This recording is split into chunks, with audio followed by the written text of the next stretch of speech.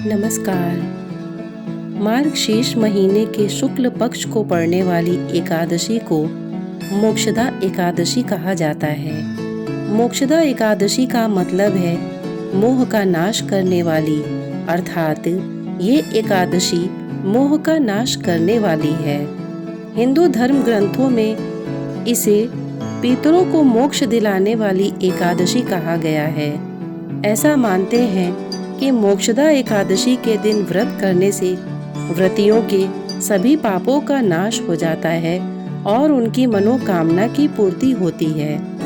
यह सारी प्रकार के भोग दिलाने में उत्तम मानी गई है। इस दिन गीता जयंती भी मनाई जाती है, क्योंकि इस एकादशी के दिन भगवान श्री कृष्ण ने कुरुक्षेत्र की रणभूमि में अर्जुन को गीता का ज्ञान दिया था। मोक्षदा एकादशी व्रत कथा। प्राचीन काल में चंपक नगर नाम का एक राज्य था, जिसमें एक वैखानस नाम का राजा राज करता था।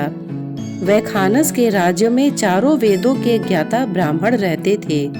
राजा वैखानस को अपना राज्य बहुत प्रिय था। वह अपनी प्रजा का संतान की तरह पालन करते थे। एक दिन राजा को बहुत बुरा सपना आया। उसमें उन्होंने देखा कि उनके पिता नरक में यातना भुगत रहे थे।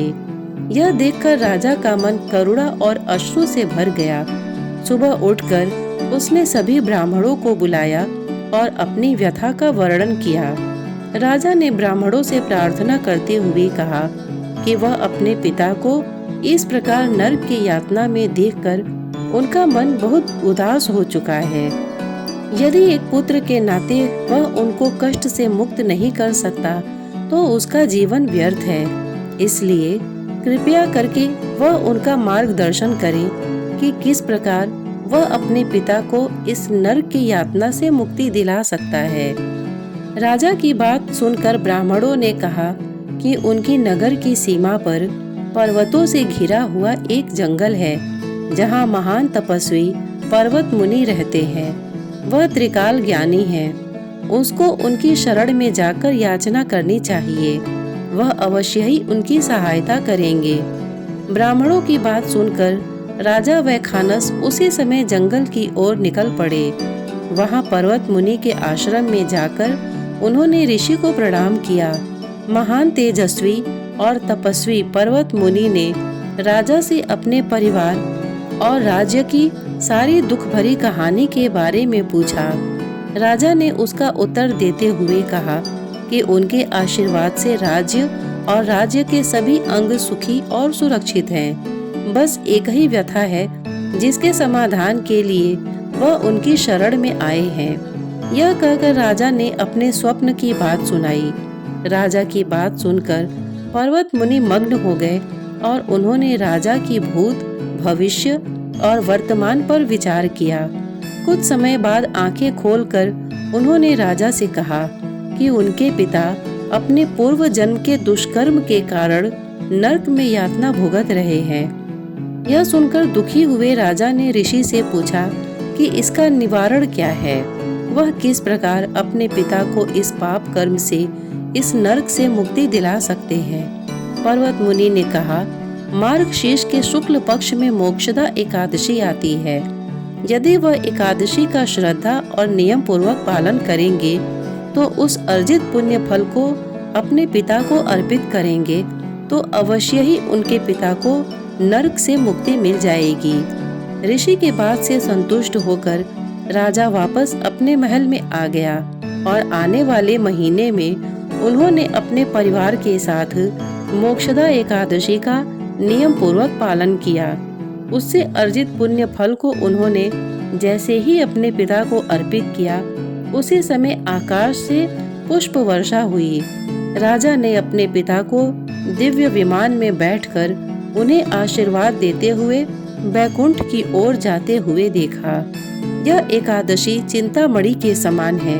इसलिए जो भी व्यक्ति इस एकादशी का नियम पूर्वक और श्रद्धा पूर्वक पालन करता है, उसके पितर यदि नरक में भी हैं तो भी उनका उद्धार हो जाता है और उस व्यक्ति को मृत्यु के बाद आध्यात्मिक लोक की प्राप्ति होती है। मोक्षदा एकादशी का महत्व। धार्मिक मान्यताओं के अनुसार मोक्षदा एकादशी बहुत फलदायी होती है। माना जाता है कि जो लोग पूरे विधि विधान से पूजा अर्चना और उपवास करते हैं उन्हें मोक्ष की प्राप्ति होती है। इस व्रत को करने से भगवान विष्णु जी और लक्ष्मी जी की कृपा बनी रहती है। इस व्रत के प्रभाव से मनुष्य के पूर्वजों को मोक्ष की प्राप्ति होती है और उन्हें कर्मों के बंधन से मुक्ति मिलती है। मोक्षदा एकादशी के दिन भगवान श्री कृष्ण कुरुक्षेत्र में अर्जुन को गीता का ज्ञान दिया था। इस दिन गीता जयंती मनाई जाती है। मोक्षदा एकादशी के दिन मानवता को नई दिशा देने वाली गीता का उपदेश हुआ था। श्रीमद् भगवद गीता एक महान ग्रंथ है। भगवद गीता के पढ़ने से अज्ञानता दूर होती है। मनुष्य का मन आत्मज्ञान की ओर बढ़ता है। इसके पठन पाठन और श्रवण से जीवन को एक नई प्रेरणा मिलती है। मोक्षदा एकादशी व्रत की विधि। मोक्षदा एकादशी के दिन सूर्योदय से पहले उठकर स्नान आदि से निवृत्त होकर व्रत का संकल्प लिया जाता है और भगवान श्री दामोदर का पूजन किया जाता है। पूजा में घी के दिए का प्रयोग और दिए में थोड़ा सा खड़ा धनिया डाला जाता है। तुलसी की मंजरी दामोदर को अर्पित की जाती है। मिष्ठान्न और फलों का भोग लगाया जाता है। मोक्षदा एकादशी व्रत की कथा सुनी जाती है और रात में जागरण करते हुए भगवान का संकीर्तन किया जाता है। इस दिन गीता के 11वें पाठ का अध्ययन अवश्य करना चाहिए। चंदन की माला से श्री कृष्ण दामोदराय नमः मंत्र का जाप किया जाता है। मोक्षदा एकादशी के अगले दिन पूजा पाठ करने के बाद गरीबों को दान दक्षिणा भी दी जाती है। पूजा पाठ तथा दान दक्षिणा के बाद व्रत खोला जाता है और भोजन ग्रहण किया जाता है।